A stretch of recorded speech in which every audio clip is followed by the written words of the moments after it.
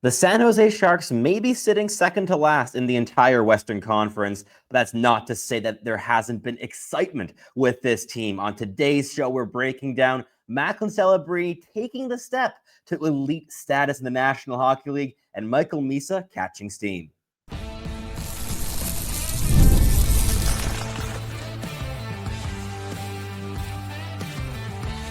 You are Locked On NHL Prospects, part of the Locked On Podcast Network.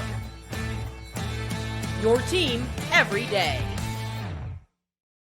Hello, and welcome back to Locked On NHL Prospects, part of the Locked On Podcast Network, your team every day. On this show, we break down everything prospects related for you 5 days a week, Monday through Friday. I'm your host, Sebastian High, the USA Scout over at Elite Prospects. And on today's episode, we'll be breaking down the very exciting news here with the San Jose Sharks of MACKLIN Celebrini taking a massive leap forward this season, playing fantastically over the course of the last week and a half, especially putting points up like they're nothing, like it's candy on Halloween. And Michael Misa looking really good in limited minutes since making the team and coming off the rafters where he was a healthy scratch for 4 games to start off the season, racking up 3 points here in the last 3 games. And we'll also be talking about the goaltending and Yaroslav Askarov with numbers that would indicate a rocky start, but also reasons for optimism with this player, with the defensive core in front of him being relatively leaky so far, to put it lightly.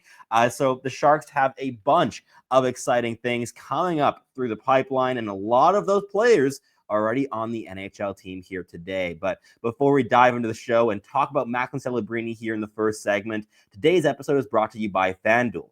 Download the FanDuel app right now by visiting FanDuel.com and win $300 in bonus bets if your first $5 bet wins. So the San Jose Sharks are quite clearly at this point MACKLIN Celebrini's team. The first overall pick from just over a year ago in the 2024 NHL entry draft, had a fantastic rookie campaign last year and was a true Calder candidate if it weren't for Lane Hutson and his ridiculous 66 points from the blue line, leading the Montreal offense from the back end. Celebrini would have won that award by a country mile. I mean, Dustin Wolf had a good case as well, but Celebrini putting up 25 goals and 63 points in just 70 games played on one of the worst teams in the National Hockey League, if not the worst team last season, is beyond impressive. And yet this season has been an even hotter start for this player as he's racked up 6 goals, 9 assists, and 15 points in just 9 games played here to start off the campaign. And a whole bunch of this, 10 of these points, have come in the last 4 games against the Islanders, Rangers, Devils, and Minnesota Wild. So some decent competition there overall that he's been facing, and he has been the best player on the ice on either team in most of those games. So Celebrini really taking strides in his development and cementing himself as a franchise piece here in San Jose. If there were any doubts coming into the season, which there shouldn't have been, I think that they are certainly being quelled rather rapidly here at the start of the 25-26 season. And Celebrini truly is a special talent. I think that he's decently well surrounded in a rebuilding environment here in San Jose. I think that Tyler Toffoli has really separated himself in the last 5 or 6 years as one of the best NHL veterans at enabling, facilitating, and elevating young players coming into the league. He did it with the Montreal Canadiens with guys like Nick Suzuki and Cole Caulfield. He's certainly showing that now in San Jose, playing a really big role at shepherding MACKLIN Celebrini into NHL stardom. And I think that with Celebrini, he's certainly catching steam here as an NHL star, and he's finding himself like right near the top of the NHL in terms of production here early in the season. And for a team that hasn't been scoring all that many goals here to start the year, they have 29 goals scored relative to 42 goals against, which we will certainly be talking about in the third segment here today. The Sharks have been needing a player like Celebrini to step up, and for him to be involved on over 50% of the goals they've scored so far this season, goes to show how special this player truly is. And definitely a guy that, I mean, in terms of NHL scoring, currently sits in fourth behind only Nick Schmaltz of the Utah Mammoth, Jack Eichel of the Vegas Golden Knights, and Yevgeny Malkin of the Pittsburgh Penguins. And in terms of points per game, he's all the way up at fourth among players that have actually been playing games here so far this season. We're not going to count Shakir Mukhamadullin or Marshall Warren here, who've only played a single game and logged 2 assists apiece in that game. But guys like Mark Stone, Jack Eichel, and William Nylander are the only ones ahead of him, even if you're just looking at point per game production so far this campaign. So Celebrini on the score sheet is certainly making himself known, but his impact goes so far beyond just the production on the ice. And Sharks fans, you guys know this. Like, let me know in the comments down below what to you the most valuable assets in his toolkit are, what he brings to the ice that makes the biggest difference. Because from what I've seen so far in his NHL career and what I remember from his draft eligible campaign, the motor, the defensive intelligence, the overall understanding of his teammates' positioning and routes and habits in all 3 zones of the ice is something that separates him from players that have similar levels of puck skills. And yeah, Celebrini's shot, his playmaking, his handling ability are all very clearly elite level tools in the National Hockey League already. But it really is, I mean, the speed as well, of course, the skating ability is fantastic, but it's the reading of the game, the mature habits, the details on both sides of the puck. That's why he's playing massive minutes already as a 19-year-old in this league. I mean, just as a reminder, he's logged over 21 minutes and 45 seconds of ice time in each of the last 4 games played, where his production has just skyrocketed. And he only turned 19 years old on the 13th of June, so just before the most recent draft, and definitely a player that is among the NHL elite, I think, in terms of centers in offensive versatility and adaptability already. And while the defensive intelligence and habits are, I think, still adjusting to being as effective in the National Hockey League as they were in the college ranks, he's going to get there. The details, the intelligence, everything is there to be a two-way force in this league. And yeah, I've seen a couple clips of like overtime back checks that were a bit lackluster, but they also came at the end of like a minute 30 shifts. So give him a little bit of leeway here. But overall, a player that has everything, the sniping ability, the playmaking. He improves every player that's on the ice with him. And I think that that's such a valuable tool for a player in today's National Hockey League. And Celebrini is already embodying so many of these valuable assets as such a young player. And I mean, looking back at that 2024 draft, it's certainly very exciting to me from a scouting perspective to see the 2 players that to me were like miles ahead of the competition in terms of quality and upside, and that being Celebrini and Ivan Demida of the Montreal Canadiens, making such quick starts in the National Hockey League and finding their comfort, flourishing both with their creativity and details, and overall, I think Sharks fans, yeah, you got a real special talent on your hands here with your first overall pick. But in the next segment, we'll be talking about Michael Misa, the player that, in terms of style, is very similar to Macklin Celebrini in so many ways, finding his offensive footing here through his first 5 NHL games in his career, and showing the Sharks management and coaching staff that he does not belong in the rafters. This is an NHLer today already, playing some really effective minutes at both ends of the ice, and really getting rewarded with a goal in his most recent game against the Minnesota Wild and a pair of assists against both New York-based teams. So a lot to look forward to here on today's show. But before we dive into all of that, we got a quick message from our sponsor at Locked On NHL Prospects.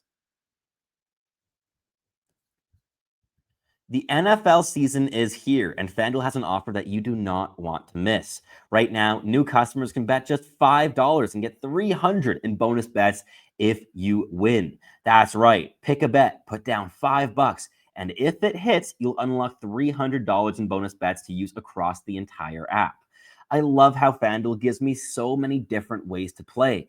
I've built parlays, tried player props, and even followed the live lines during the games as the action is unfolding right in front of me to really take my swings as I see fit. My favorite of the bunch have to be the parlays, though, because they allow me to combine bets from multiple different games, different leagues, different sports, whatever I want to put into it to maximize my potential returns at the end of the day and make the action all the more exciting. So, what are you waiting for? Visit FanDuel.com to download the FanDuel app right now to get started. Alrighty, so Michael Misa, San Jose Sharks fans, you've got another very exciting two-way center here in the pipeline, already showing you at the NHL level that he's got a whole bunch of tools in his back pocket. And this is a guy that I loved the entirety of last year's draft cycle, a player that is constantly creating offense through his speed, his anticipation, the high-end skill he has both as a shooter and a passer. And above all, it's the two-way details, the buy-in in all three zones, and the intelligence that pervades every single aspect of his game that makes him so special. And I think that he was a slam dunk selection there at second overall. To me, I would have been running up to the podium to select him in that slot, and the Sharks did just that. I think they swung on the right guy there at second overall. He's got one of the highest floors among draft eligibles from the most recent draft, and he's got so much potential in terms of top line NHL upside that he was just a shoo-in for me. I mean, he led the entire CHL in scoring last season with 62 goals and 134 points in 65 games, and so far in his young NHL career, he's logged a goal and 2 assists for 3 points through 5 games here so far. And that first NHL point came in a losing effort against the New York Islanders, but it was a really pretty primary assist right down near the goal mouth, retrieving the puck and passing it cross seam almost through the crease onto a teammate's stick for a very easy tap-in goal. And his ability to corral a puck and so quickly torque his upper body to change the angle of his passing release to just lay beautiful passes onto the tape of teammates is one of his biggest strengths as an offensive creator. But it's the anticipation that led to his first NHL goal there against the Minnesota Wild, where there was a rush to the net. His teammates were bringing the puck, crashing the goal mouth right there to the left side of the offensive zone. And what he did was just really, really intelligent. Rush the back post. There's always a need for a guy there, and the puck bounced his way. It got onto his stick, and he just potted it out into the back of the net, and got his first NHL goal with a pretty calm reaction for a first National Hockey League goal. And overall, I think that Michael Misa, even though he hasn't been getting big minutes so far in his career, he's been really averaging about 12 to 13 minutes a night here so far in the National Hockey League. He's really showing his quality in every single minute he's on the ice. And I think that with another couple weeks, a couple months of adaptation to the National Hockey League, could really be a top 6 contributor on this team this season. And really showing also that he has so much maturity, both on and off the ice. It's easy to see why he was the captain in Saginaw in the OHL last season, and a player that just has so much going for him. A guy that I will be cheering for his entire career, and very easy player to fall in love with the way he approaches the game of hockey, constantly scanning the ice, looking for ways to support his teammates, be in the right place at the right time, and make quick decisions under pressure to put the puck in a better place than where he receives it. And that combination of tools paired with really great playmaking ability, as I mentioned, and a shot that he hasn't fully been able to show yet with the Sharks in the big leagues. He's got it all. Just like Celebrini, I think Celebrini has higher upside between the two players, and he's showing that this season. But in terms of 1A, 1B center, 1-2 punches throughout the National Hockey League, these two guys have a potential to be among the very best, if not the best, 1-2 punch in the entire league in their primes. And the fact that they're only separated by 1 year, right? Like Misa's an 18-year-old. Of course, Celebrini's 19. That's going to be so much fun to build around as an organization for Mike Greer and co. among Sharks management to really build it out when you already have two foundational pieces there down the middle at forward, and a whole bunch of fun wingers as well coming through the ranks. Guys like Igor Chernyshov, who was Misa's teammate last year in Saginaw and is now off to a good start in the AHL as well with the Barracuda. And a whole bunch of other guys like Quentin Musty. So much skill coming through for the Sharks. They really rebuilt the right way, in my opinion, just getting so many assets, so much talent through the doors. And the blue line, I think, is definitely the place that needs the most improvements, especially down the right side. And guys like Sam Dickinson are certainly showing some growing pains so far in their young careers. I mean, Dickinson's been scratched a couple times here so far in his career, and hasn't scored a point yet through 7 games played, I believe it is, that he's amassed with the Sharks so far this season. And the decision making under pressure definitely needs work, but I mean, he's got the body to play in the NHL. The physicality, the skating ability are both so high end, and he's really shown his ability to be a goal scorer from the blue line, as well as an activator and playmaker in the offensive zone. So he's got all the tools that you want to become an offensive defenseman from the blue line there for the Sharks long term down the left side. And I do think he has top pairing upside, but there definitely have been some growing pains so far this season. So I would not be surprised if he did get sent back down to the OHL with the London Knights here to finish off the campaign. But I don't think that would be for the worst. I think there's definitely still something he can learn in the OHL, despite absolutely dominating offensively last season with a ridiculous 91 points in 55 games, including 29 goals, which is just absurd for a defenseman.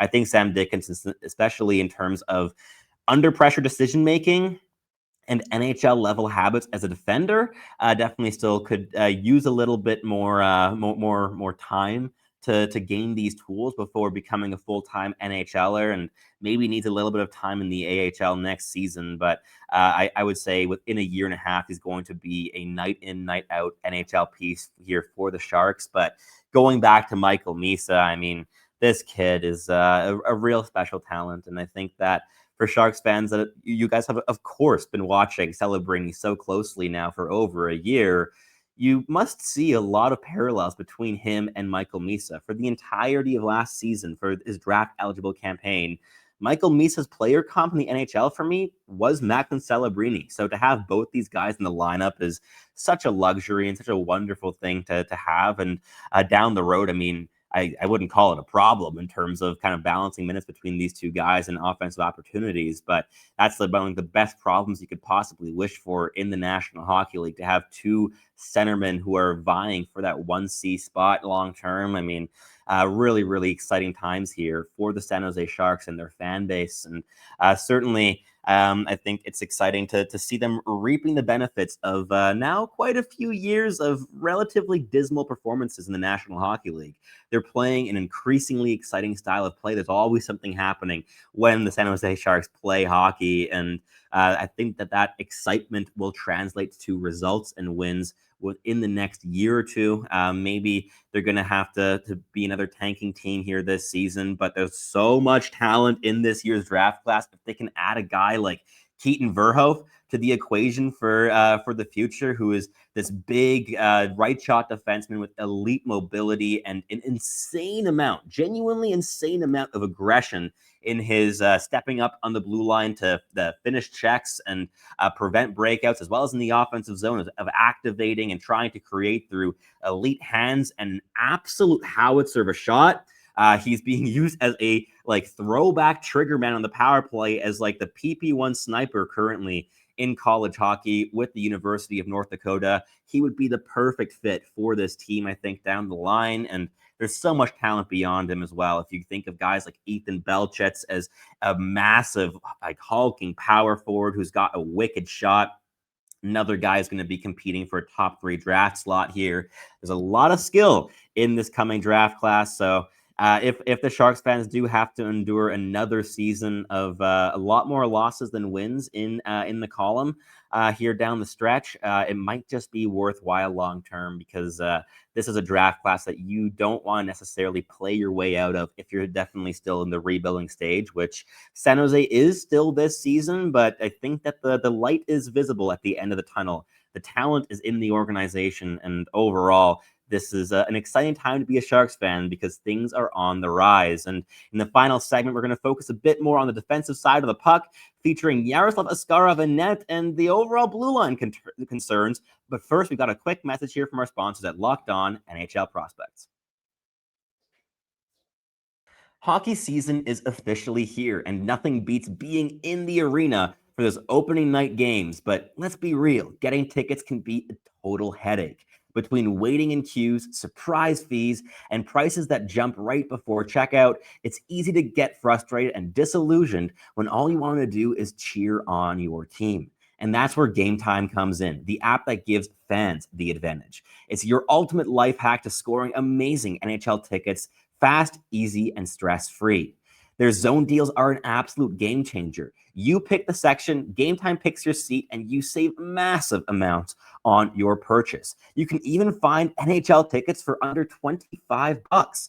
Take the guesswork out of buying NHL tickets with Gametime. Download the Gametime app, create an account, and use code LOCKEDONNHL for $20 off your first purchase. Terms apply, but that's code LOCKEDONNHL for $20 off. Swipe, tap, ticket, go.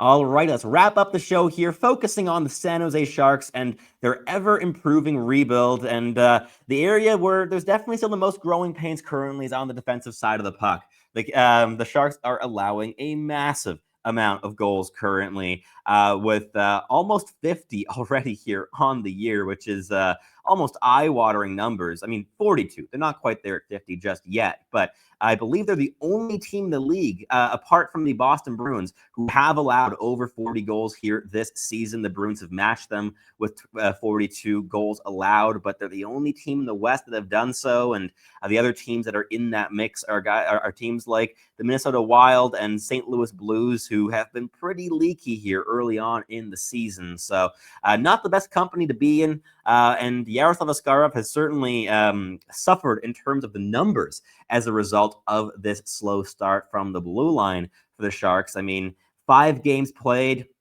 among the 9 games available and an .855 save percentage. Like, those things, those numbers are not very pretty. I mean, a 4.79 goals against average is pretty ugly, but definitely paints a picture as well of the defense that is in front of him. And he's been looking better and better here as the season has progressed here in recent games. Had a really, really great night against top of the league, New Jersey Devils, in a 3-1 loss. One of those goals was an empty netter. He allowed 2 goals on 28 shots and had almost a .930 save percentage that night. Really, really played like lights out in that game despite the losing effort, and earned a gritty victory against the Minnesota Wild as well in an overtime win here in their most recent game, putting up 28 saves in against 33 shots on goal. And Askarov is just genuinely the most athletic netminder in all of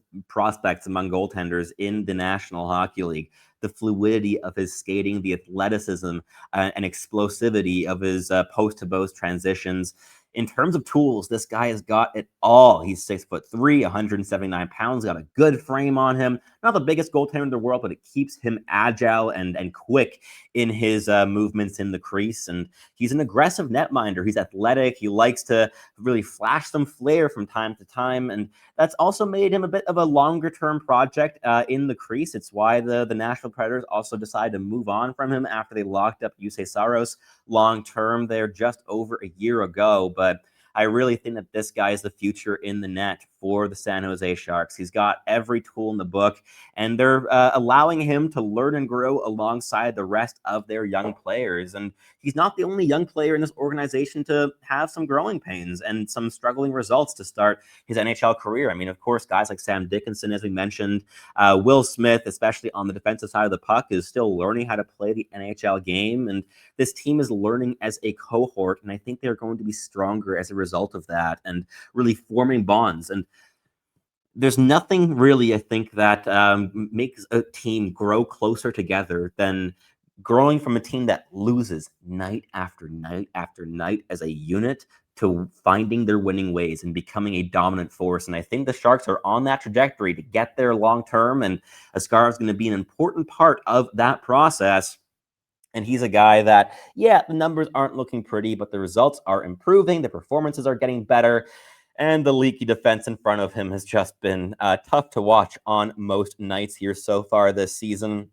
I mean, joint lead in the NHL in goals against is not where you want to be as a team. And It's also a kind of a patchwork of a defensive core. You've got guys like Dmitry Orlov acquired recently, who's been really exciting offensively, producing a lot from the blue line, but I think defensively has lost a step or two here in the past few seasons. And you also have guys like Mario Ferraro, who is reliable as always defensively, and is definitely a solidifying guy there on the blue line. But beyond that, I mean, Nick Leddy is right at the tail end of his NHL career.